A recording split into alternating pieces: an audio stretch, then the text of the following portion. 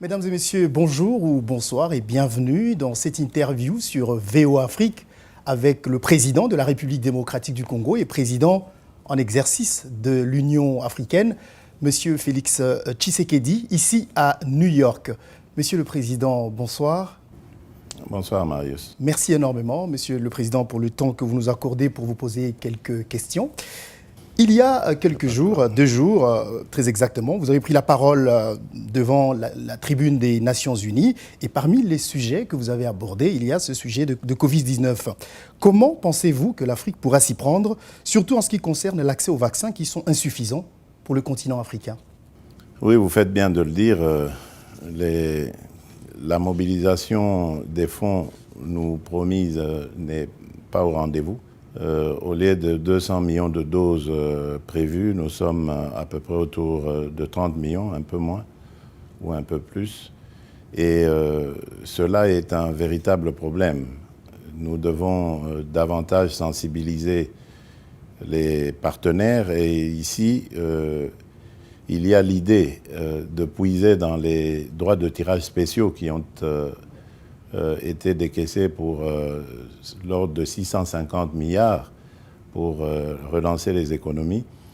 Il y a l'idée d'en prendre pour justement financer l'achat de vaccins. Mais je pense aussi qu'avec le transfert de technologies, de brevets qui va nous permettre de fabriquer des vaccins sur le continent, et je suis d'autant plus rassuré que les États-Unis d'Amérique se sont impliqués aussi dans ce schéma. Ça m'a été confirmé tout à l'heure par le secrétaire d'État.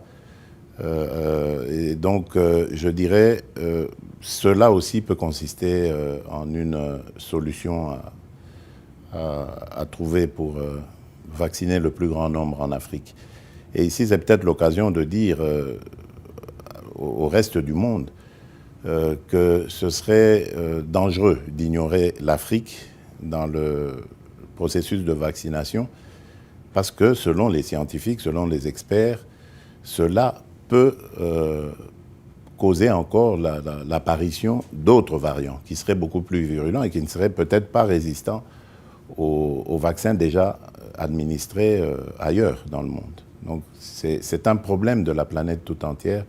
Nous devons tous nous prémunir. Un autre sujet sur lequel vous êtes revenu, qui est un enjeu planétaire aujourd'hui, c'est le changement climatique. En tant que président de l'Union africaine, quel rôle pensez-vous que l'Afrique doit jouer contre le changement climatique? Bon, pour moi, l'Afrique a des atouts qui peuvent constituer une partie ou la solution, en tout cas, à ce problème. J'en veux pour preuve le bassin du Congo, le massif forestier, avec son massif forestier qui est le deuxième poumon du monde après celui de l'Amazonie.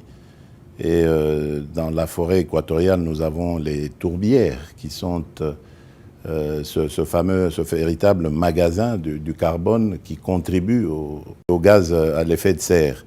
Et donc je pense qu'en faisant des efforts pour soutenir l'Afrique dans ce sens, parce que l'Afrique, malgré cela, est le continent qui subit le plus de conséquences néfastes du réchauffement climatique. Les gens ne le savent pas assez, et pourtant nous avons ces atouts.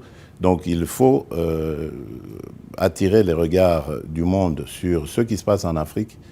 On doit payer l'Afrique pour les atouts qu'il a à contribuer à ce combat contre le réchauffement climatique, et cela n'est plus à démontrer. La lutte contre le terrorisme est également un sujet que vous avez abordé, Monsieur le Président, qui est devenu un thème récurrent en Afrique. Et cette hypothèse est même évoquée dans la situation qui prévaut actuellement à l'est de votre pays, la République démocratique du Congo. Quelle est l'approche de l'Union africaine sur cette question? Y a-t-il des mesures militaires ou sécuritaires concrètes pour lutter contre ce phénomène sur le continent? La première mesure, c'est d'abord de renforcer les capacités de nos forces de sécurité. Et là, j'appuie totalement cette idée qui est en train de faire son chemin, mais qui n'a pas encore pris vraiment l'allure nécessaire et qui est défendu d'ailleurs par un des dignes fils de l'Afrique, Akin Adesina, pour ne pas le citer, le président de la Banque africaine de développement, qui consiste à créer des fonds d'investissement pour le renforcement de notre sécurité. Désormais, la sécurité doit aussi faire partie des investissements parce qu'il n'y a pas de réponse autre que l'efficacité, que la force vis-à-vis des forces du mal, des forces terroristes. Et ici, j'aimerais aussi attirer l'attention de nos partenaires traditionnels, l'Europe en particulier, pour dire par exemple qu'aujourd'hui, le terrorisme qui sévit dans le Sahel, c'est la conséquence d'une décision européenne et américaine. C'était celle de défaire le régime Kadhafi. Et à cause de cela, ça s'est déversé sur toute la région. Et aujourd'hui, c'est devenu récurrent. Donc il y a un devoir, merci déjà à la France de prendre les devants, mais il n'y a pas que la France qui doit venir. Il y a eu une décision collective et j'ai eu l'occasion de le dire à tous mes interlocuteurs occidentaux, c'est le moment de venir nous soutenir. Parce que le terrorisme, c'est une gangrène. Quand on ne la soigne pas, elle s'étend. Et après l'Afrique, et il ne faut pas oublier qu'en Afrique, nous avons des ressources naturelles qui peuvent servir d'occasion de financement, de moyens de financement aux groupes terroristes. Et s'ils prennent de l'ampleur, ces groupes, en Afrique, cela risque de s'étendre et de causer des dégâts ailleurs dans le monde. Donc on ne voit pas ce phénomène comme un phénomène unique à l'Afrique. Le terrorisme a déjà sévi au cœur de l'Europe, le terrorisme a déjà sévi au cœur de l'Amérique, en Asie également. Donc c'est l'affaire de tout le monde. C'est une gangrène, je le répète, qu'il faut absolument et avec méthode éradiquer complètement de la surface de la Terre. Et l'Afrique ne connaît pas seulement un problème avec le terrorisme, il y a également la démocratie, dont on peut dire qu'il est en péril, Monsieur le Président, en Afrique, durant votre mandat en tant que président de l'Union africaine. On a l'impression que la démocratie régresse en Afrique, avec des coups d'État, des exemples du Mali. J'espère que vous n'allez pas attribuer ça à mon mandat. C'est juste un concours de circonstances. D'abord, il faut dire que ce sont des cas isolés. Hein. L'Afrique, en général, évolue bien. On voit récemment en Zambie, nous avons été salués l'investiture du nouveau président. Donc, la démocratie devient une réalité en Afrique. C'est très bien, c'est tant mieux. Mais évidemment, il y a ces deux cas que vous évoquez qui sont malheureux, tout à fait, je suis d'accord avec vous. Il y a 2 jours, il y a eu une tentative de coup d'État au Soudan. Bien sûr, c'est pour ça que c'est à condamner absolument, parce que ça risque de devenir une habitude. Je l'ai dit à tous mes interlocuteurs, il ne faut pas avoir de la considération pour ce genre de choses. C'est vrai qu'il y a aussi un problème, il y a encore des problèmes de gouvernance en Afrique. C'est possible, on peut critiquer la gestion ci et là de tel ou tel autre dirigeant, c'est possible. Mais est-ce que la solution, c'est le coup d'État? Parce que lorsqu'on arrive à la tête d'un pays par ses propres efforts, donc par un coup d'État, on a le sentiment de ne devoir aucune explication, aucun compte à rendre à personne. Et c'est ça le danger. Les pouvoirs forts, c'est ça l'inconvénient de leur émergence. Voilà pourquoi, si nous voulons que l'Afrique devienne compétitive, que l'Afrique devienne attirante, nous devons absolument éradiquer ce genre d'accession au pouvoir. Ça doit se faire par les urnes, et il n'y a que la légitimité populaire qui doit être notre priorité en Afrique. Monsieur le Président, revenons dans votre pays, la République démocratique du Congo. Quelques semaines après la mise en place du gouvernement Sama Lukonde, vous avez décrété l'état de siège dans les provinces du Nord Kivu et de l'Ituri. Comment évaluez-vous les opérations militaires actuelles? Est-ce que l'on peut espérer un retour à la paix durable une fois pour toutes dans cette partie du pays avant la fin de votre premier mandat, Monsieur le Président? Bien sûr, c'est mon vœu le plus cher. Mais permettez-moi d'abord de vous dire que l'état de siège, c'est quelque chose de tout à fait légal. c'est prévu dans notre Constitution, l'article 85, c'est prévu de décréter un état de siège lorsque la situation l'exige. Et ici, la situation l'exigeait. Et depuis que nous l'avons décrété, cet état de siège, les choses vont plutôt bien. Nous enregistrons beaucoup de redditions des groupes armés. Là, nous venons de lancer d'ailleurs le processus, le programme de désarmement, démobilisation, réinsertion communautaire et stabilité, le DDRCS, qui va, dès qu'il aura pris l'envol optimal, encore encourager ces redditions des groupes armés. Parce que ces groupes armés, en fait, sont communautaires. C'est quelque part des jeunes gens, désœuvrés pour la plupart, chômeurs, etc., qui se sont dit, bon, on va défendre la communauté parce qu'il y a un danger dans le pays, il n'y a pas d'autorité de l'État.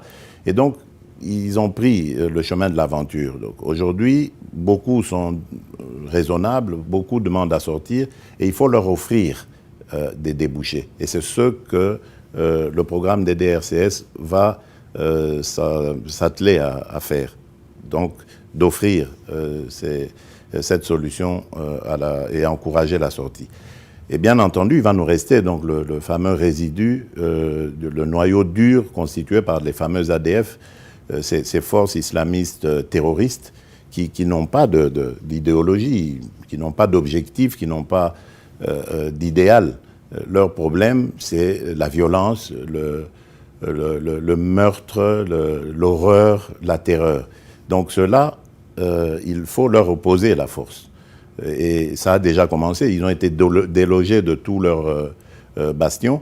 Et donc, c'est pour ça qu'ils entreprennent maintenant En fait, c'est tactique ce qu'ils font. Ils vont dans les villages. Ils savent que le Congo est très grand. C'est très difficile d'y déployer à chaque mètre un soldat.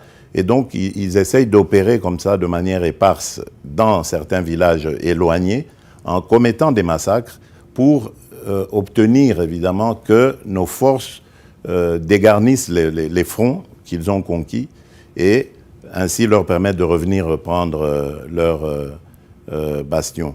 Mais cette fois, je dis, ce n'est pas imaginable. Nous allons continuer jusqu'à l'éradication totale de ces forces. Et entre-temps, nous tendrons la main aux groupes armés locaux, nos compatriotes qui ont pris le chemin de la perdition à un moment donné, à qui nous offrirons une alternance à leur vie actuelle, une alternance intéressante et crédible. Je parlais d'alternative, pas alternance. Je vous en prie, Monsieur le Président. Dans votre discours, vous avez dit ceci, je vous cite, « Je consacre toute mon énergie et attache le plus grand intérêt à la fin de l'insécurité, des massacres et des pillages, ce qui contribuera davantage à l'organisation d'élections libres, transparentes et démocratiques prévues en 2023. » Qu'adviendrait-il, Monsieur le Président, si malgré tous vos efforts, cela n'arrive pas? Donc, y aurait-il pas élection en 2023? Non, pas du tout. Nous essayerons, dans la mesure du possible, d'organiser les élections. Les élections doivent avoir lieu. Il y va même de la légitimité de mon propre pouvoir. Donc, je ne peux pas souhaiter, à un moment donné, aller comme ça à volo, sans que je sois soutenu par une légitimité populaire et à travers des urnes. C'est pas imaginable.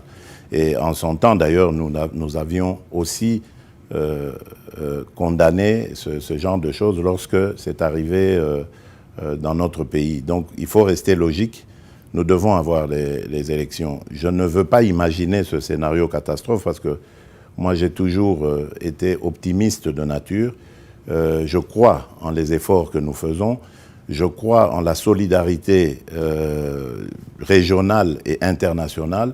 Je pense que nos forces armées vont réussir à imposer la paix, quoi qu'il en coûte.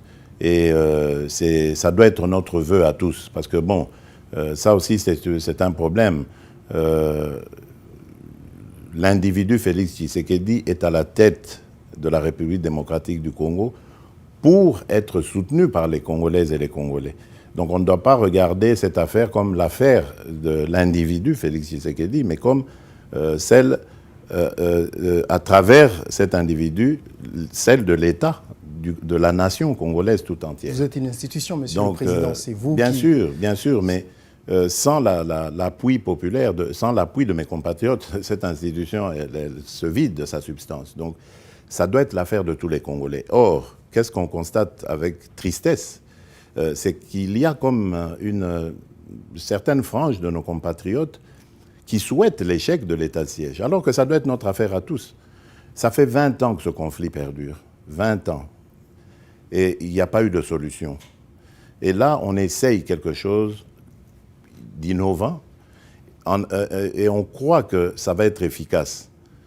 Parce qu'en même temps, on va nettoyer les écuries, c'est-à-dire mettre de l'ordre dans les armées, l'extirper de tous les mauvais éléments.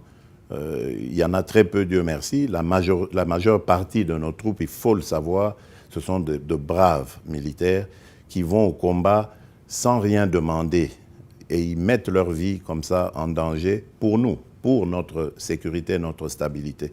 Donc pour ça, moi j'ai décidé de me jeter à l'eau avec eux et j'invite tous nos compatriotes de taire nos divergences et de venir d'abord débarrasser le pays de cette gangrène. Ensuite, nous retournerons à nos divergences politiques et autres, chose tout à fait normale en démocratie.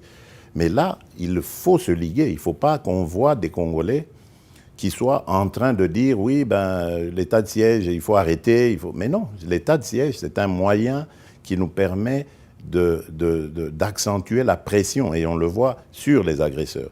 Et ça, c'est à encourager et non pas à décourager. Est-ce que, si je vous ai compris, Monsieur le Président, vous voulez dire que l'état de siège va continuer aussi longtemps qu'il n'y aura pas de paix à l'est de la RDC? En tout cas, je ne vois pas d'autre solution que celle-là. Et je vous dis qu'il y a des avancées. Donc ces avancées peuvent s'accélérer même dans les semaines et les mois à venir, parce que nous n'allons pas rester bras croisés. Nous travaillons à renforcer cet état de siège. La seule chose sur laquelle je suis intransigeant, c'est celle du respect des droits et des libertés des gens. Il ne faut pas que cette administration militaire qui est là aujourd'hui se comporte en militaire avec les paisibles citoyens. Les massacreurs, les assassins, les agresseurs, ce sont les groupes armés, ce n'est pas nos compatriotes. Ça, j'ai insisté, les gouverneurs le savent, je serai impitoyable avec ceux qui vont brimer nos concitoyens. Pensez-vous, Monsieur le Président, que la RDC sera en mesure d'organiser ces élections justement dans les délais constitutionnels avec toute l'impasse qu'il y a en ce moment dans le processus de désignation du président de la CENI? Bien, oui, vous faites bien de le souligner. C'est peut-être une occasion ici de lancer un appel aux confessions religieuses finalement de se mettre en ordre. Parce que les politiques, c'est nous. Ce n'est pas eux les politiques. Pourquoi est-ce que ça coince à ce niveau-là? C'est nous les politiques. On comprendrait si ça se passait entre nous. Or, les politiques sont prêts. Et récemment, à l'occasion de mon dernier séjour à Lubumbashi, avant de venir à New York, j'ai reçu le président de l'Assemblée nationale et je lui ai donné des instructions claires là-dessus. Si ça continue de coincer dans les confessions religieuses, ben qu'on interroge l'Assemblée nationale. C'est elle qui définira la marche à suivre. Si elle rejette également ou elle se bloque également, alors là, ce serait un problème. Si elle rejette, on recommencera le processus. Mais j'en appelle au bon sens de tout le monde. Nous avons un processus électoral à respecter, des élections à organiser dans les délais. Donc, que tout le monde prenne ses responsabilités. Moi, je prendrai les miennes le moment venu. Mais pour le moment, je ne peux rien faire. Il s'agit d'un débat au sein des confessions religieuses. À moins de devenir aussi religieux pour y prendre part, ce qui n'est pas le cas. Mais Monsieur le Président, la CENCO et l'ECC demandent justement à vous rencontrer pour jouer votre rôle d'arbitre. Je les ai rencontrés. Je les ai rencontrés, mais j'ai refusé leur invitation. Vous vous imaginez, il y a 6 contre 2. Quelle position puis-je prendre là-dedans? Si je dis, OK, on retire, comme disent les 2 qui sont minoritaires, les 6 autres le prendront très mal. Si je dis, on impose, puisqu'il y en a 6 contre 2, les 2 autres le prendront mal. Et ce n'est pas une affaire des politiques, c'est une affaire, je le redis encore, des confessions religieuses. Donc ce n'est pas mon affaire. Et vous savez déjà qu'avant cela, on citait à tort des conseillers autour de moi qui auraient influencé, qui qui aurait menacé celui-là. J'ai checké autour de moi, je n'ai rien vu de tel. J'ai demandé des preuves, des noms, je n'ai rien entendu. Donc je préfère ne pas me mouiller dans ces affaires-là. C'est très dangereux, c'est très délicat. Nous avons affaire à des hommes, oui, parce qu'il n'y a pas de femmes là-dedans, jusque-là. Hein. Nous avons affaire à des hommes sérieux, des hommes d'expérience, qui, je suppose, aiment leur pays comme moi je l'aime. J'espère qu'ils trouveront la solution. Vous avez fait de la lutte contre la corruption, Monsieur le Président, votre cheval de bataille, comme vous l'avez souvent répété. Sous votre mandat, on assiste à des interpellations et arrestations, très souvent, des responsables politiques qui ont versé dans la corruption et le détournement. Mais toutes ces actions, au-delà de l'effet dissuasif qu'elles pourraient avoir, ont-elles déjà permis à la RDC, votre pays, de récupérer des millions de dollars détournés? Bon, dans ce que vous dites, il y a... J'allais dire, il y a du bon et du moins bon. La lutte contre la corruption, ça, je l'ai engagé, je ne reculerai pas. C'est quelque chose que je condamne, que je déplore depuis longtemps, avant même d'être aux affaires, parce que j'ai vu comment notre pays est allé en dégringolant à cause de ça. J'ai vu comment nos valeurs ont été inversées. J'ai vu comment notre éducation a été rabaissée complètement. Le niveau de notre éducation qui était un des meilleurs en Afrique. On avait des tas d'étudiants qui venaient de partout pour étudier en République démocratique du Congo. Ce n'est plus le cas depuis longtemps. Donc tout ça, c'est la corruption qui a fini par miner. La corruption a empêché à l'État de mobiliser suffisamment de moyens pour encadrer ses enseignants, pour encadrer ses fonctionnaires, bien les rémunérer, pour encadrer ses juges, ses magistrats, pour qu'ils disent le droit, qu'ils protègent l'autorité de l'État et renforcent l'État de droit. Donc tout ça, c'est la corruption qui en est à la base. Donc il fallait la combattre. Je crois que personne ne peut me contredire là-dessus. En revanche, la manière dont ce combat s'est fait, c'est ça qui pose problème. Il faut pas oublier que nous avons affaire à des Congolais qui ont vécu au Congo, qui ont aussi été victimes ou peut-être acteurs de cette corruption. Donc cette corruption qui est devenue une seconde nature quelque part au Congo. Donc c'est sur eux qu'il faut compter parce que je ne veux pas faire venir des étrangers pour faire le travail à notre place. Et j'ai lancé un appel au début de mon mandat pour que les compatriotes vivant à l'extérieur reviennent, mais ce n'est pas une garantie non plus. Même à l'extérieur, on trouve des gens à l'esprit corrompu aussi. Donc, ce n'est pas...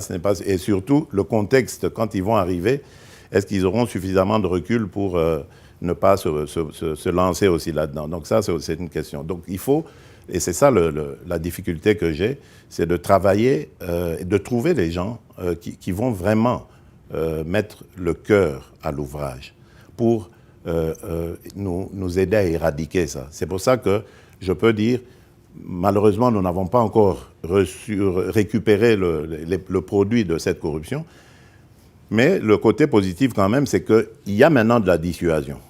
Aujourd'hui, avant d'user de corruption ou de mégestion, de détournement, on y réfléchit à plusieurs reprises. Et on le voit, les recettes de l'État augmentent. Et donc, nous allons pouvoir ainsi créer de la richesse, des emplois et booster notre pays. Mais c'est quelque chose qui prendra du temps, malheureusement. Il ne faut pas penser que c'est du jour au lendemain. C'est un peu comme avec l'état de siège. Ce n'est pas parce qu'on l'a décrété un certain 3 mai qu'aujourd'hui, 5 mois après, tout doit marcher comme sur des roulettes. Ce n'est pas vrai. Ce sont des mesures qui viennent d'arriver alors que le pays est englué dans ce fonctionnement depuis des décennies. Donc il faut du temps, il faut de la patience, mais surtout de la détermination et de la persévérance. Monsieur le Président, peut-être une dernière question. Quelle est votre position sur cette proposition de loi dite Tchiani qui divise les politiques, selon laquelle il faut désormais réserver la présidence de la République aux seuls Congolais de père et de mère? Bon, d'abord, je commence par dire que Tchani, c'est un Congolais, jusqu'à preuve du contraire.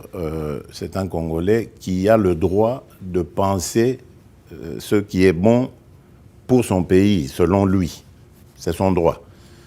Donc on ne va pas ici faire le procès de Tchani parce que nous voulons qu'il y ait la démocratie, que chacun puisse s'exprimer. Ça, c'est clair. Et d'ailleurs, à ce sujet, pour la petite histoire, je parlais avec un officiel belge pour lui dire, mais vous savez que chez vous, par exemple en Belgique, il y a des gens qui disent tout haut qu'ils sont contre la royauté. On ne les met pas en prison, on ne les fait pas taire. Mais est-ce que la royauté s'en va pour autant, elle change pour autant? Non. Le roi est là et il est bien là. C'est la même chose. Alors maintenant, puisque vous demandez mon avis, moi je fais simplement un constat. Je ne vais pas donner mon avis, je n'ai pas envie de rentrer dans cette polémique que cette loi, enfin cette proposition de loi même a suscité. Mais je dirais simplement, est-ce que être Congolais de père et de mère suffit à garantir une bonne gestion des Congolais de père et de mère, des autres Congolais, de nos compatriotes, de père et de mère ou d'un père, d'une mère, voilà. Donc, est-ce que cela suffit comme critère pour servir son pays de manière loyale, fidèle, et ses compatriotes de manière convenable?